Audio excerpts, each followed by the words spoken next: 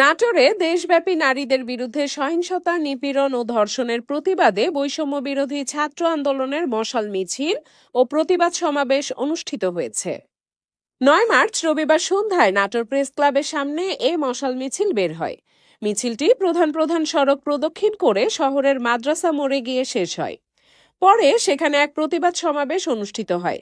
সমাবেশে উপস্থিত ছিলেন নাগরিক কমিটির সদস্য খন্দকার উল্লাস, বৈষম্য বিরোধী ছাত্র আন্দোলনের আহ্বায়ক শিশির মাহমুদ, সিনিয়র যুগ্ম আহ্বায়ক শেখ ওবায়দুল্লাহ মিম, জয়া আহসান, নুসরাত বিনতে মানিক সহ বৈষম্য বিরোধী ছাত্র আন্দোলনের নেতৃবৃন্দ।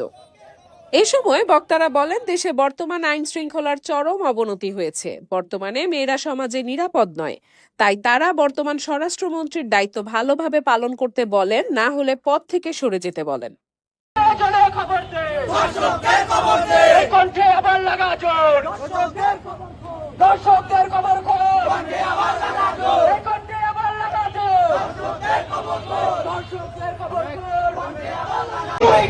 আমি কে